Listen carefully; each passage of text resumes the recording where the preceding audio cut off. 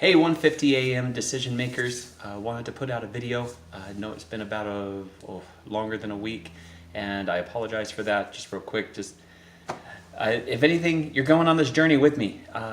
Figuring out, establishing new habits, including putting up a YouTube video on a consistent basis. That can take time. You're going to stumble every so often, but the point is just pick yourself up and keep going with what you're passionate about and what you love, knowing that as you keep working at it, it's going to get better and better. Today I wanted to do just a brief book review. Currently right now at my work, they are doing I'm actually leading a 7 habits discussion where we're talking about a habit every week. I have been trying to use the 7 habits to the best of my ability for about the last 20 years roughly. I was first introduced to it by Jason Williams, who at the time was serving as a missionary, and I was serving as his companion with him in North Carolina. And he introduced it to me through an audio, and I absolutely loved it. It came at the right time in my life. Fancy that. It's interesting how those things work when you're looking to better yourself. But it came at the right time in my life, and it really helped establish some things that I wanted to be guided by, mainly some principles that I wanted to be guided by. So just real briefly, the 7 habits, for those who don't know, which the book's been around for, I know it just recently celebrated its 25th year, but the 7 habits are: 1, be proactive; 2, begin with the end in mind; 3, put first things first; 4, think win-win; 5, 4, seek first to understand, then to be understood; 5, think win-win; 6, synergize; and then 7, sharpen the saw. What I'd like to be able to share just with this book review, because each habit could take, quite a while to go over. In fact, there's even a whole book dedicated to just first things first. But what I wanted to be able to do is just share with you kind of the aha moment that probably was the basis or the foundation for being able to learn all the other things. And it wasn't even, it was the very first habit, which is ironically very foundational to the rest of them, which is to be proactive. The thing that I found most powerful was the idea that I could choose to respond to situations instead of reacting to situations. And hopefully you caught the difference in that. But I could choose to respond instead of react.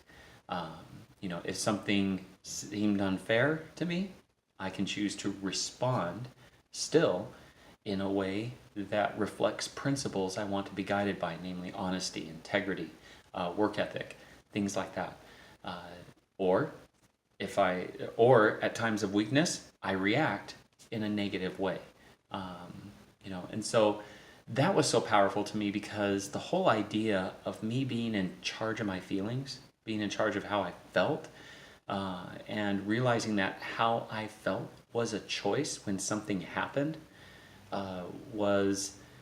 it just wasn't a very it wasn't a very strong principle that was taught to me,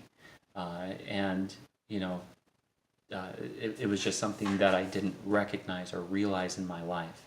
I always knew that, just because of the things that I read in the past, even before that you can control your destiny and go out there and make it happen and such. But actually, getting the level of choice or the level of agency down to a point where, I can decide how I'm going to respond to what is happening in my life, or how someone is treating me, or a situation that's happened in the world, things like that. I can choose how to respond, and I can choose to be a victim in my response and blame external factors that I have no control over, or I can be like, okay, this just happened. What can I do to make the best of it, or to change it within my level of influence, within my circle of friends, within my family? What can I do? I actually did a activity with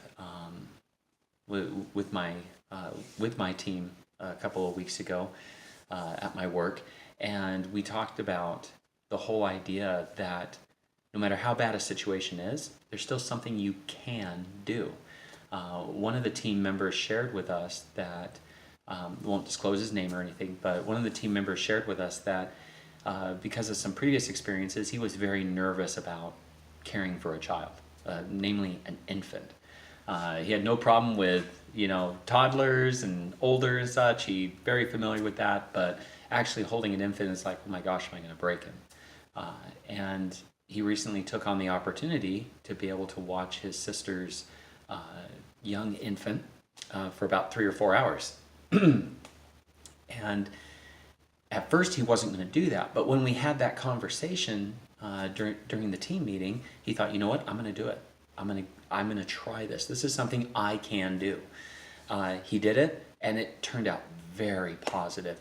And the next week he was just talking about to us how good it felt to overcome those fears, how good it felt to be able to get the fruits of that, because now the baby recognizes his voice, they'll turn to him and smile, things like that. It just totally changed his perspective on infants and his competency in being able to care for an infant. So that's what I wanted to be able to share today. Hope you guys, if you haven't read it, pick up the book, watch some videos. There's plenty of materials out there, especially with the materials being out for so long. Hope you enjoyed these thoughts and feelings. I can tell you that book was a foundational book for me as far as for my self-improvement perspectives, how I organize my time. Next to the scriptures, it's actually one of the books I read the most. I read that book just about yearly. I go back to it just because the principles are that deep and there's so much more application associated with each one of them. So appreciate your likes, your comments, your follows.